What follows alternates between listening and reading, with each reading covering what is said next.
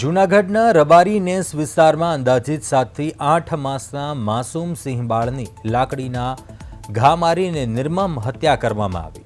ઘટનાની જાણ થતાં જ વન વિભાગ અને પોલીસ તંત્રએ તપાસ હાથ ધરી છે. સક્કરબાગ પ્રાણી સંગ્રહાલયના નિષ્ણાંત તબીબો દ્વારા કરવામાં આવેલા પીએમ રિપોર્ટમાં માથામાં લાકડીના ઘા અને ગંભીર ઇજાઓને કારણે સિંહ બાળનું મોત થયા હોવાનું સ્પષ્ટ થયું છે. પ્રાથમિક તપાસમાં શિકારનો હેતુ ન હોવાનું જણાતા કોઈ વ્યક્તિગત અદાવત કે અન્ય કારણોસર આ કૃત્ય થયા હોવાની આશંકા છે. આ મામલે રબારી નેસના 52 પૂના ચાવડાનું નામ મુખ્ય શંકાસ્પદ તરીકે સામે આવ્યું છે કે જે હાલ ફરાર છે. પોલીસ અને વન વિભાગની સંયુક્ત ટીમો દ્વારા સર્ચ ઓપરેશન તેજ કરવામાં આવ્યું છે.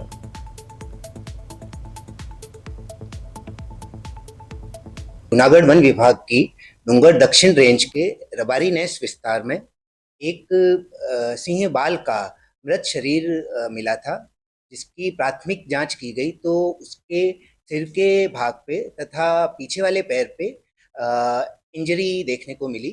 फिर जो मृतदेह था उसको शक्करबाग जू में पैनल पीएम के लिए भेजा गया, जहाँ पर 3 वेटनरी डॉक्टर्स ने उसका निरीक्षण किया और उसमें ये सामने आया कि जो ये सिंह बाल था इसके सर पे और उसके पीछे के पैर पे ट्रॉमेटिक इंजरीज के निशान मिले हैं.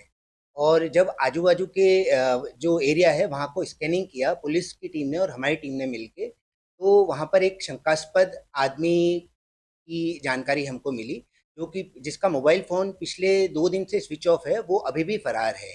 और पुलिस की टीम और वन विभाग की टीम काफ़ी जगह रेड करके उसको ढूंढने का प्रयास अभी भी